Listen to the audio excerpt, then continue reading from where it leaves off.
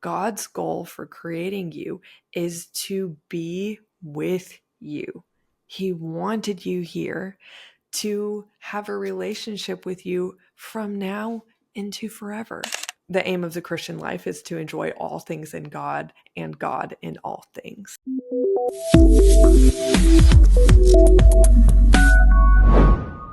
Audrey, how's it going? I'm doing well, Kelsey. How are you? Very good. I am really excited for this topic, as you, listener, might be able to tell from the topic title. We're going to be talking about what are your motives for seeking God's will and how it matters more than you might think. I was just talking with Audrey before this about how we've been working on all this for years. I've been teaching and writing curriculums to help people discern their occupational calling and practically land a job that's aligned with it, at least for the last 6 years, although it was way earlier than that I was still working on this in college. And like probably 10 years ago, I was like writing Bible study curriculums for my like student leadership thing. Yeah, anyway, it was just always something that I wanted to know about and help others with as I learned things. Yet in all this time, it wasn't until the last couple of months of developing the career discernment program for high school and college students that were running for churches now that I realized the first lesson is going to all be about like, okay, this is the Calling Academy. That's what we're calling the program. So what is a calling and what do we mean by that? It's really like the discernment of God's will. And so I kind of started defining that biblically and laying a biblical viewpoint for case studies of then versus now, blah, blah, blah, definition of terms. And then I stopped in my tracks as I realized, wait, there is one thing that I have seen to be true in my life and the lives of hundreds of people that we've served. And it's that many of us at one time or another are seeking, quote, God's will to make the, quote, right decision so that what? Is it so that nothing goes wrong? So that you're ensured in knowing God will make you successful? What does successful mean? What does like protected mean?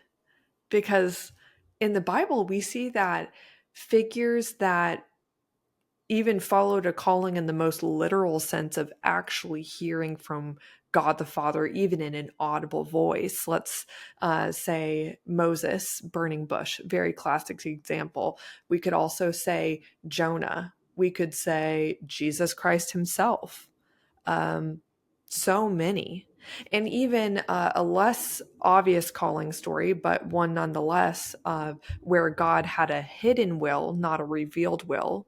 Well, it wasn't revealed until the end. The story of Joseph. Because he didn't feel called to go to Egypt. He was taken into Egypt as a slave. And yet we see in the end, God had a plan for that. So whether it's a revealed will of God or a hidden will of God, when one follows that will, and God is guiding them, whether they know it or not, again, in the case of Joseph, we often see that hardship be up in there. And so I started to think more about that and realize that this is an essential topic to cover to protect our heart and keep them bent towards God, knowing that we are meant to refute the prosperity gospel. God, as we seek his will, it could look like things are going amazing. It could look like things are going really rough and nobody's jealous of you. But your reward is, in a spiritual sense, here, but in the fullest sense, it's in heaven. And so I thought that was such an important lesson to talk to young people about. But then I was like, Oh my gosh, my heart is so prone to go astray. And my reasoning for seeking God's will is something that may be good to question at certain points. Mm. I never want to discourage someone from asking God for wisdom, asking him what he wants for your life, asking for help and decisions, and also just asking point blank that, Lord, your will, thy will be done, like a surrender. That is really important, and that's really pure. And there also might be a point in your conversations and prayers with God that you have to do some confessing and Mm. ask him for what's true and explore the scriptures of like, God, I'm really scared that you're going to ask me to do something hard. I'm really scared that um, I might fail at one point, one day, or at various points.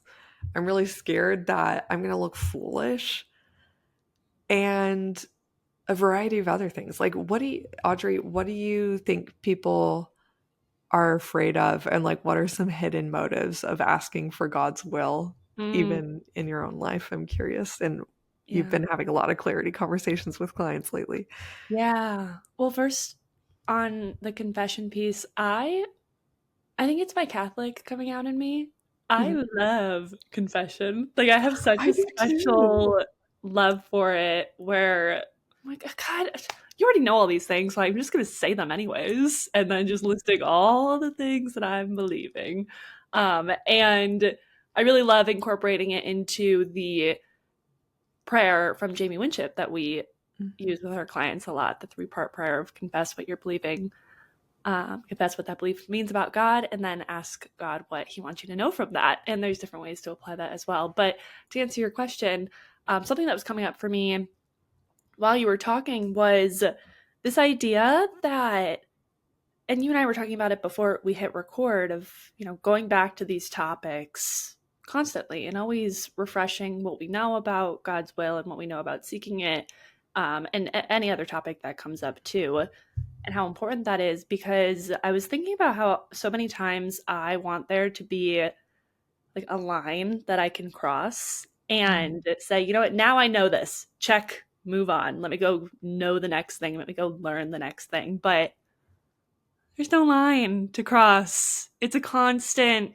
seeking of this wisdom and applying of the wisdom, and or application of the wisdom, and that changes at different points in your life too.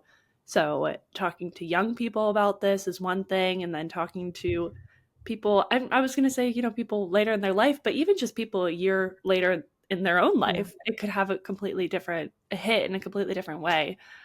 So what I see from people seek as they're trying to seek God's will, I see a lot recently in just ultimately trying to seek purpose through that will and saying like, I'm just want purpose here. Like Mhm. I know who I am. I know that God has created me in a special way, in a unique way, and I know that that has purpose, but I just want to uncover what that purpose is. Mhm. Yeah, I think the next part of this conversation is going to be really significant to illuminate this further. And probably from here on out, I should just say I am really highlighting work that I learned from Sky Jatani or Jathani. Mhm. I'm trying to remember exactly how he pronounces it, but he wrote the book With, and that book shaped me so significantly to see how he highlights these 5 postures of life, the way that we handle life in relation to God.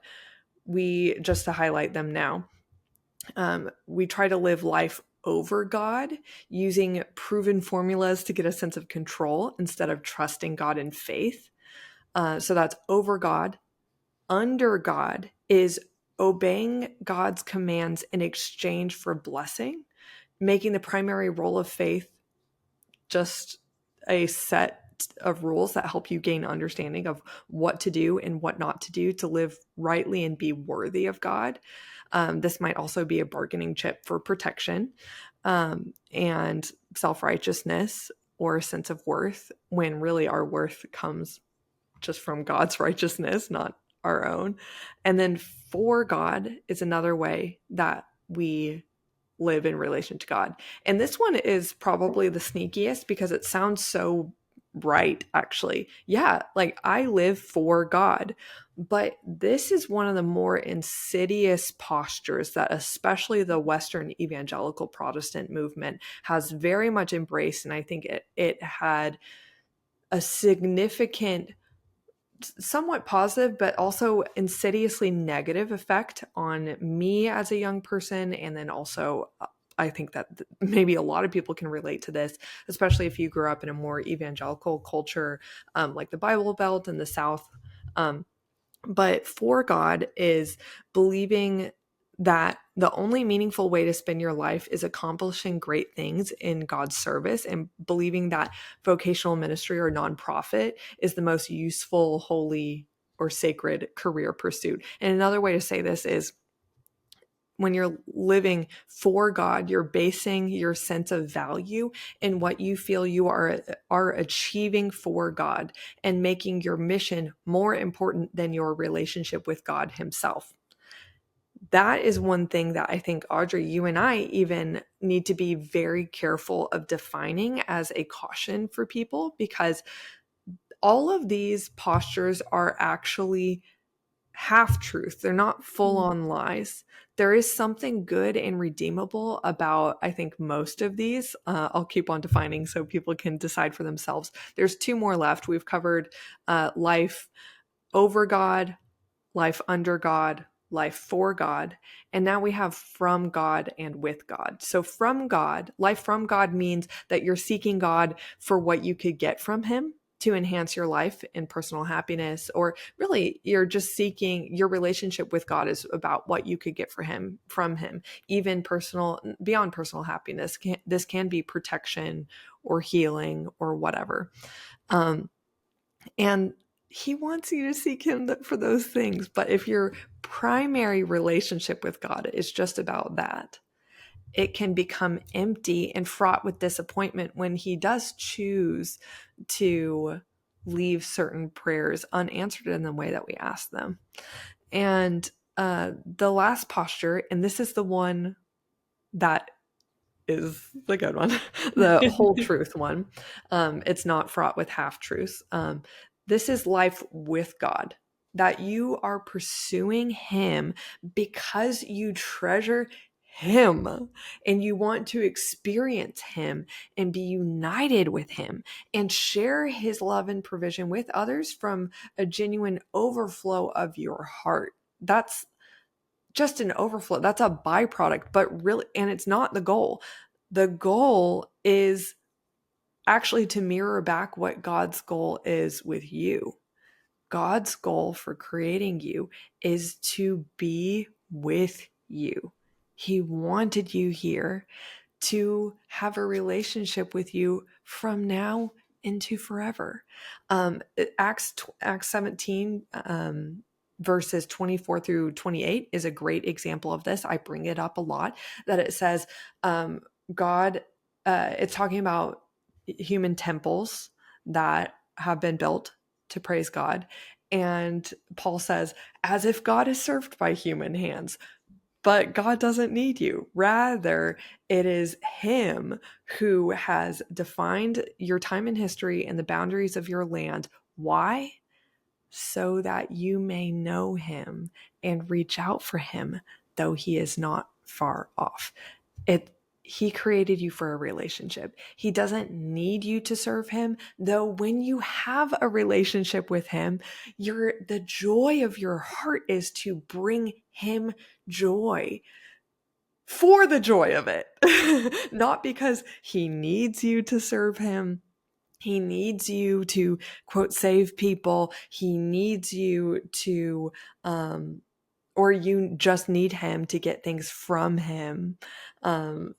There's all those other postures, and the half truth that was in them is fulfilled when you are in the whole truth of the purpose of your life is to enjoy everything with God. I am trying to remember, it's probably Spurgeon or something, who said like,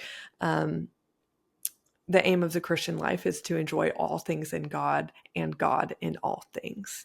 And that is so sweet and pure. And I think that with that desire you were talking about of seeking God's will in particularly our careers, which is the conversation that you and I have all the time as career coaches, I was hearing that you were acknowledging what we hear from clients a lot, which is like, oh, I want to seek God's will so that I have a sense of purpose. And as you seek God, you will find that. And that is amazing. And along the way, you're going to ask him for help and ask him for direction, and he will give you wisdom because he promises it in James chapter 1, I think it's verse 5, and in a variety of other places. And also, you are going to read, hopefully, the Proverbs, which do give you general guidelines and principles for living a full life, like life and life to the full with God. But they do, like, in following wisdom, seeking wisdom and applying it to your life does relieve suffering. So in a sense, it is going to make you, quote, more successful and more happy in a sense. But the thing is that God also disciplines his children and allows hard things to happen at certain times according to the mystery of his will and always according to his goodness. This is complex to accept and never something that we'll fully understand as humans with finite minds and understanding.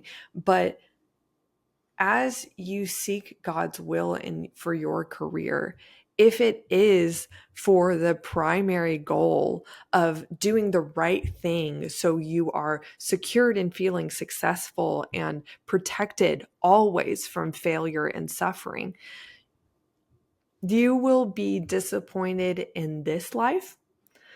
But if you embrace it, like now, embrace whatever may come as you pursue God and his heart for your life, and maybe start seeing a potential path that you are welcome to choose that might be a good and faithful use of your life.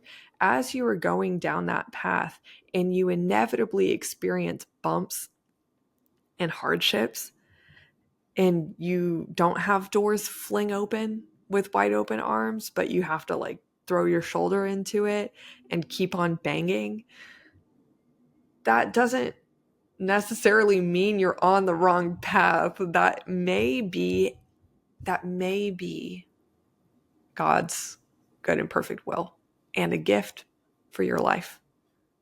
We'll just have to see, like, duke it out with him in prayer. But we do see that hardship is something that does happen no matter what. Seasons of confusion do come up when we have a lot of new information to process. And with God, you can, I believe, most times get through it. But we're never going to get all the cheat codes for life to actually become God. We won't.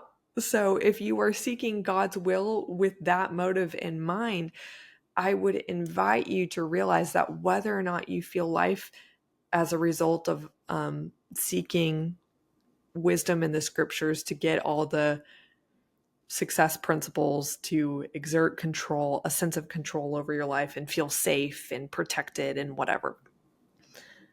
As you experience bumps and you feel thrown off by that, and may, as some Christians do, this would be a heart check if you've heard yourself say this, say, God, I thought you promised me. Oh man, I thought you promised me that was going to happen. It must be the devil that's trying to resist me. It might just be actually a sign that you're living on earth and we're not in heaven yet. And no matter how you're feeling, if it's really good, like life's easy, or really hard and life's tough, remember two things. Christ suffered to the extent of going on the cross for the joy set before him in heaven. His rewards were ahead of him, not always in the moment. And he was living in God's good and perfect will for his life, and it was hard. And not all of us, praise God, we're not called to the cross. Praise God. I don't think that's going to be on my resume. But we can actually feel free to go into hard places knowing that God's joy can be there, and God's will is for you actually to, this is another thing that I've been studying a lot. God's will is for you to work for a reward and like hungrily snatch up, collect rewards in heaven. Like now. Jesus, I wrote out all the references in the Gospels in which Jesus said work for a reward. And it was like, I don't remember exactly. It was like 20 or 30 of them. And there's relatively not that much red letter text in the entirety of the canonized Bible. Like, Jesus spent a lot of time saying work for a reward. And I think that we could do this so unabashedly because Jesus so often was acknowledging that that would require a trade-off in the present. Like, working for a reward isn't always going to look like my great life now. It's going to look like an amazing life forever later. And so, listen, I am not speaking from a place of living in an air-conditioned hut being persecuted by insects in the Amazon. I have a very cushy life. So these are things that I thank God that he brings up for us to ponder as we ironically struggle against prosperity, to keep aware and sharp for the Lord and not sunken into the lullaby of sinfulness and meology, and the entire earth is like for my good. When we focus on living life with God and seeking his will so that we may know him, see what he's all about, and enjoy walking that out with him, and enjoy knowing that we're bringing him joy, then I think we can handle a lot of tough stuff and go reach out to other people and actually seek doing hard things. So that was a long monologue, Audrey Bagarus. What do you think? That was so good. I hope it was. You were glazing over a little bit. I was like, oh no. At one point I looked up because I was like, whoa. Whenever someone uses the word, like uses irony, it takes me a second to really think about it. Oh my gosh. You said ironically, so I was like, what does she mean?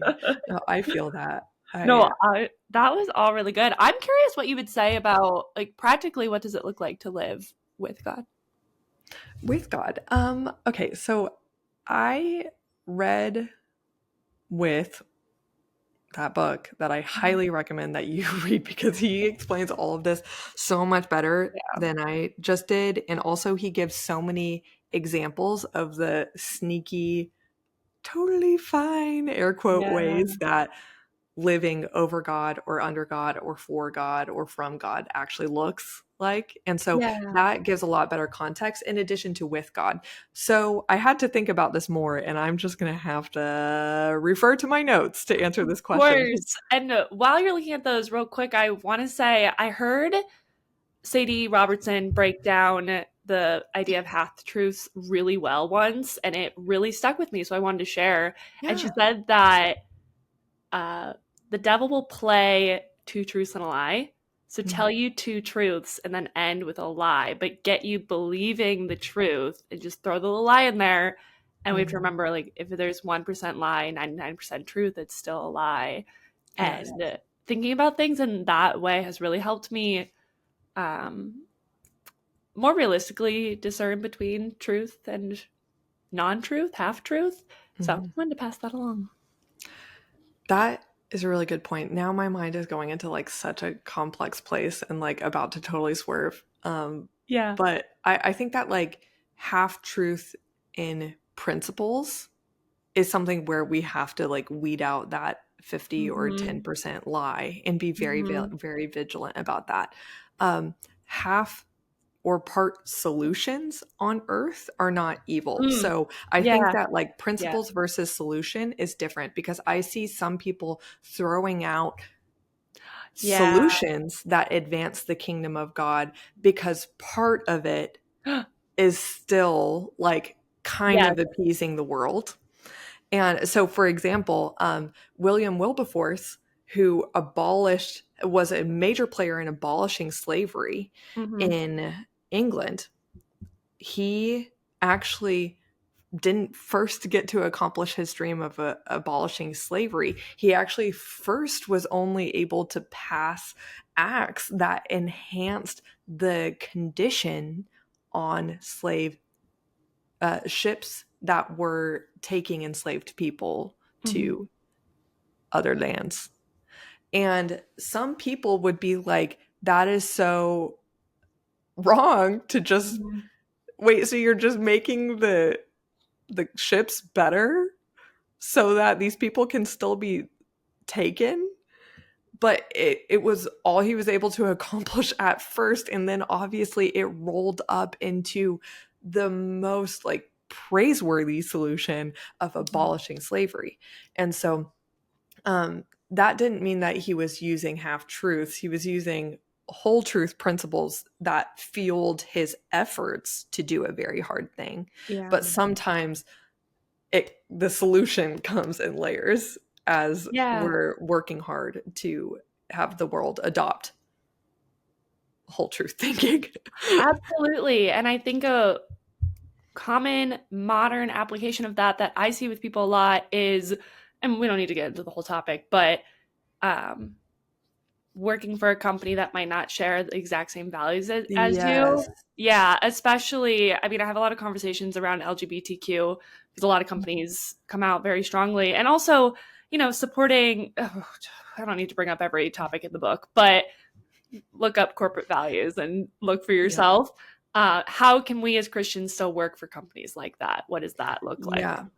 Yeah. Oh my gosh, we should do a whole separate We episode on really that should. because as worldly values get louder and more in your Mm. face, I think you and I both are seeing a massive influx of Christians reach out to us that say, I want out. I feel so terrible about working for a company that like I don't want to make this company money that is giving money to Planned Parenthood. And Mm-hmm. I feel how heart-wrenching that must be.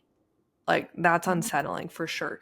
But how dark would that darkness be if there were no light there? Mm-hmm. Like, so not all, if you could swing it, maybe stay. Yeah. But anyway, so I definitely am keeping in mind your question of what could it look like to live with God. And so here's some things that I reflected on to as an application to this lesson.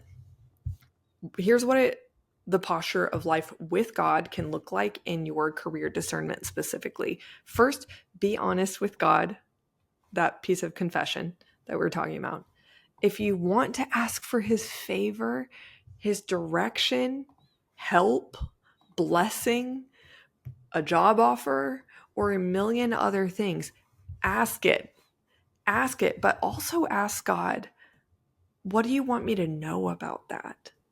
And just sit in silence and also be reading your word so that there is the opportunity for you to recall scripture, which is ultimate truth to check everything against. So you're not just in feelings land. Um, but the goal of all of this is it would certainly be unbiblical to say, don't try to seek the Bible for principles that help you have a sense of maybe control would definitely be maybe the wrong word, but a sense of I'm giving everything the best chance to go right. There's a lot of principles in the Bible for that. God loves for you to seek those. That's why they're in there.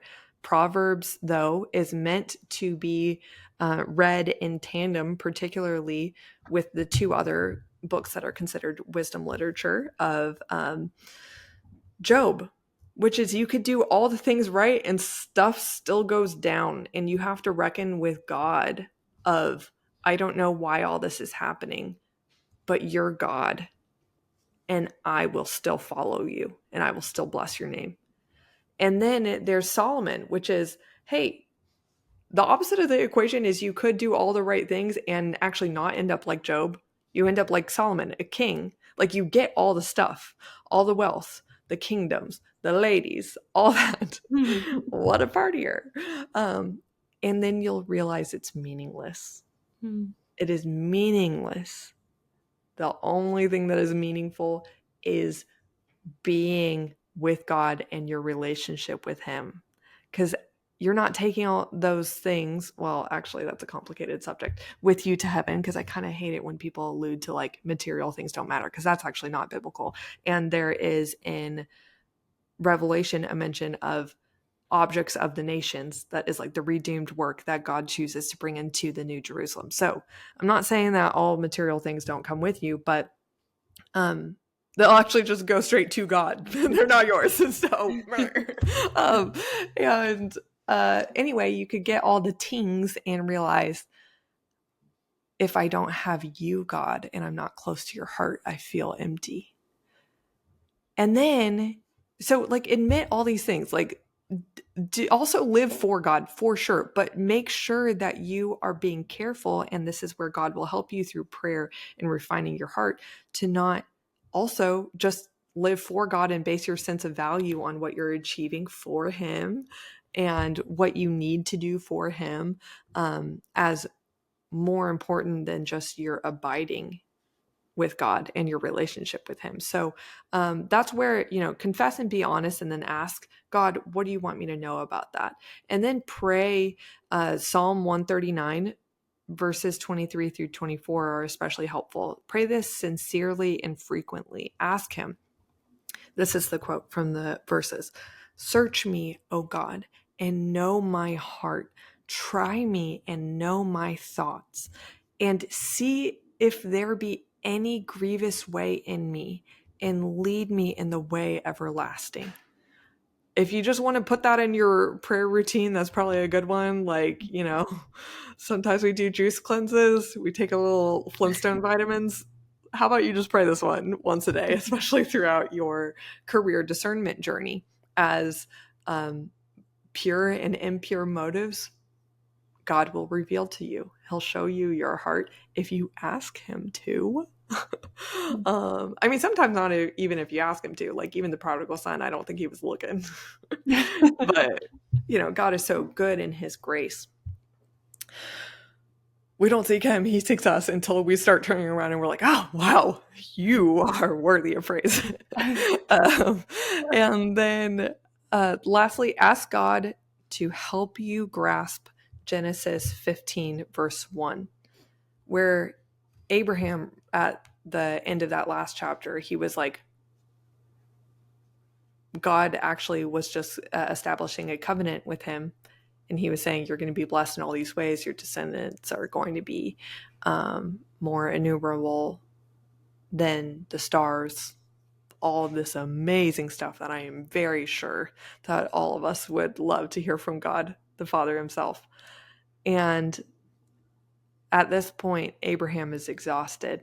And he says, what good is all of this to me if I do not still have a son?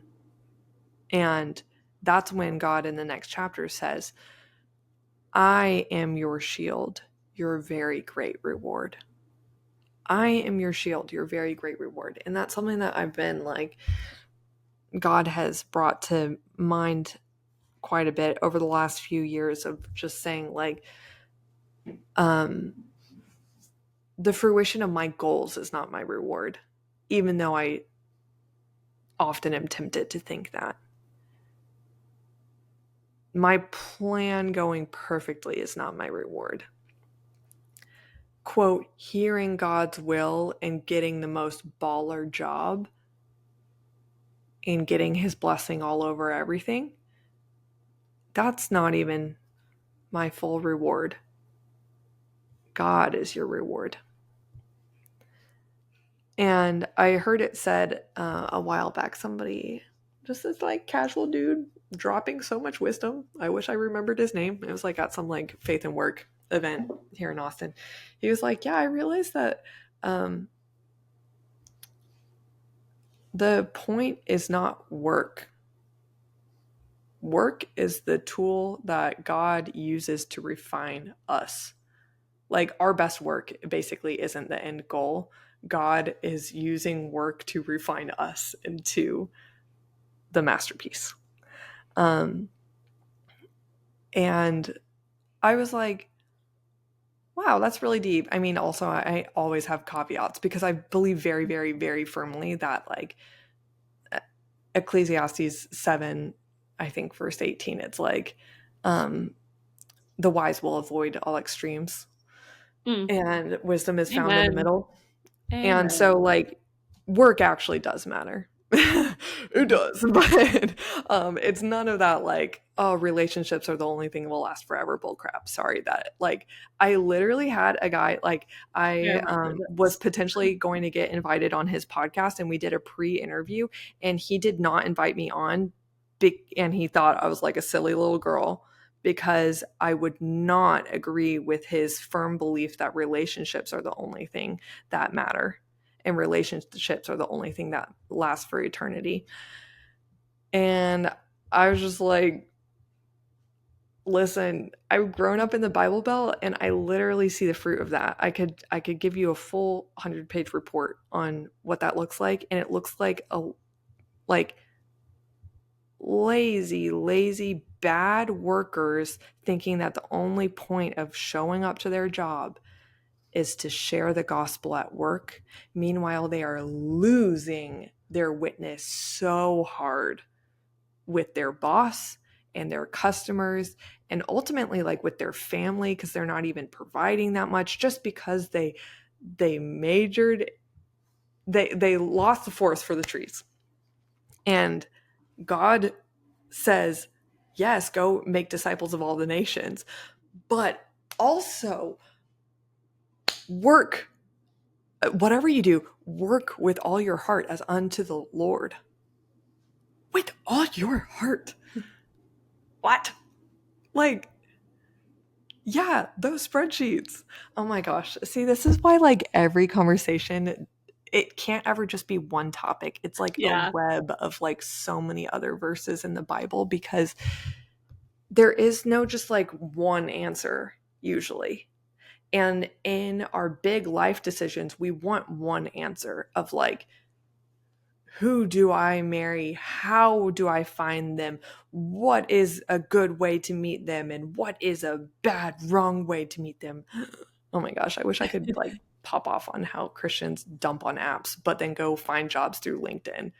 It's like, gets me so mad because I just think it's so unwise. Anyway, I need to stop. But anyway. The crapping on apps is bad. Getting a job on LinkedIn, that's okay. Yes, exactly. Thank you. See, as I started getting old and senile, I was like, I need a partner to help me smooth the edges. We work together. We work together.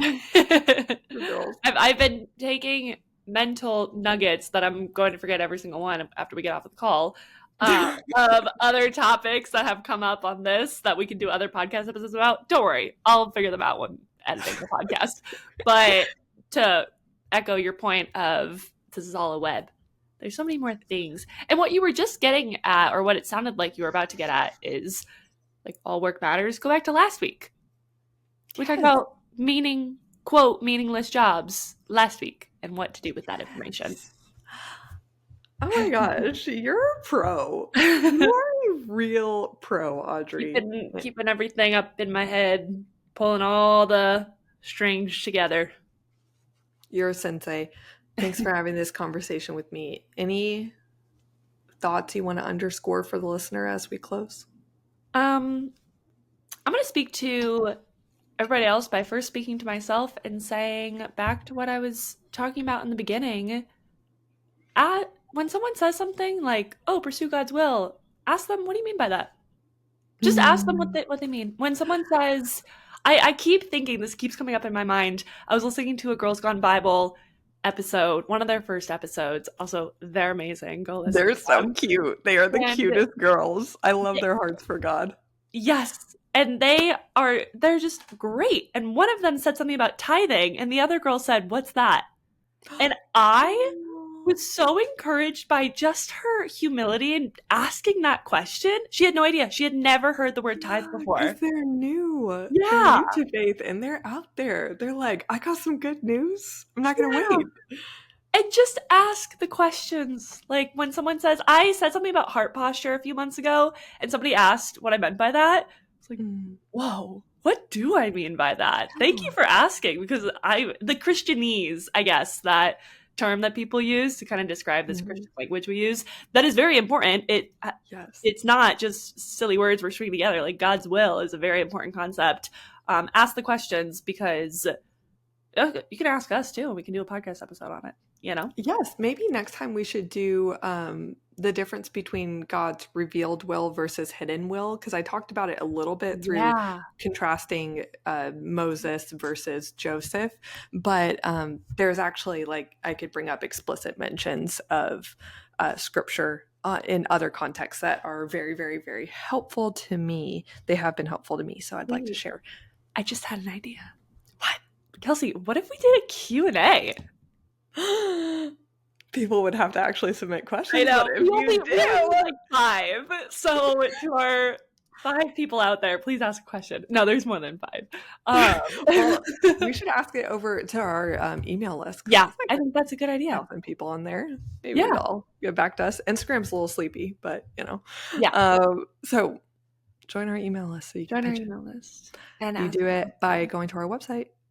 Actually, the only way we're going to get questions for our Q&A is from our email list. So make sure you join. Whoa. Is this exclusive? This is how we workshop ideas in real time. That's actually so much of what's happened this year is like, well, yeah, sure, let's do it. It's a lot of, wait, why have we not been doing it like that? And we just take action. Yeah. Can I say one last thing before we close? Say it.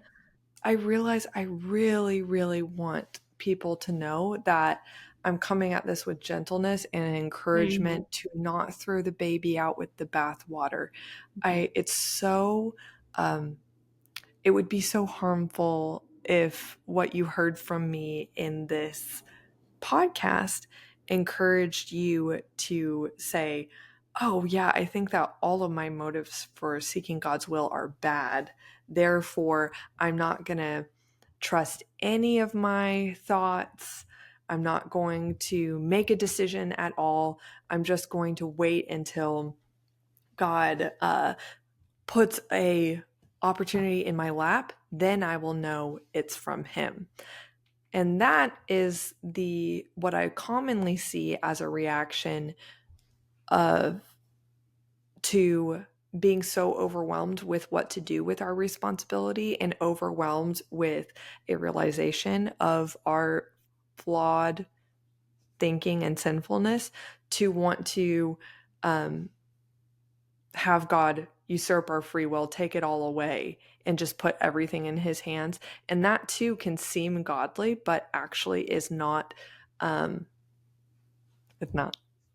So, and there's a lot I could say about that. Maybe that should be a separate podcast episode. But I think that if you read Proverbs 11, chapter 11, verses 1 through 6, that's a good description or descriptor of what happens when you say, I'm going to look at the clouds and try to predict the perfect time for certain things and reducing your action.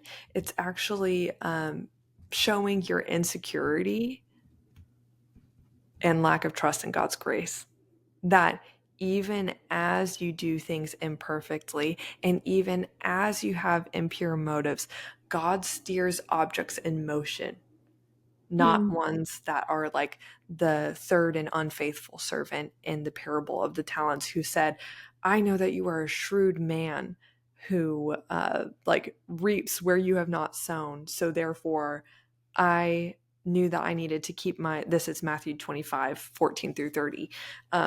Therefore, I just buried this gold in the ground for safekeeping rather than investing it and doing something with it to multiply it. And God, the master in this case, did not care. Like, invest it with a bank, invest it in a business venture, do something. And he said, you are a wicked and lazy servant. The little that you have will be taken from you. And that is the posture that we don't want to have. So know that just because we will all be convicted of dipping into overly leaning on life from God or for God or over God or under God, the invitation is always to return with. And even if you have not been practicing being with God, He has been with you wherever you go.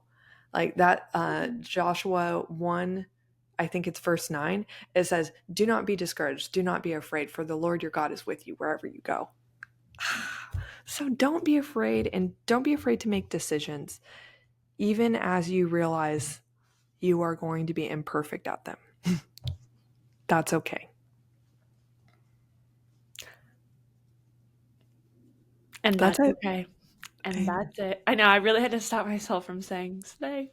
I know you have a call to get to. Thank you for Yes. this conversation with me. Thank I'll see you next week. Well, no, I'll see you like tomorrow, but Yeah, I'll see you podcast listeners in 1 next hour. week. Okay, bye. Bye. Thanks for listening to today's episode. To get an even more meaningful head start into your calling, head to thecalledcareer.com, where my fellow career coach Audrey and I have created a whole suite of free resources and tools to help you get clear and get a job today. For those who are definitely ready to land a job or start a business in the next 6 to 12 months, we're here to help you biblically and practically discern your calling through coaching, reflection, and deep market research. Identify the job that's aligned with it, even if you currently have no idea what you want. Rebrand your resume and LinkedIn to translate your background to appeal to your future boss. P.S. We take this off your plate and do this for you. Also, we'll teach you how to land referrals and get attention from leadership through networking. Again, if that makes you nervous, we have these emails and LinkedIn messages literally written for you so you don't have to sweat. We're also here to give you unlimited interview practice so you're prepared to address every elephant in the room and knock selling yourself out of the park. Then we'll round out with helping you negotiate your salary so you land thousands more.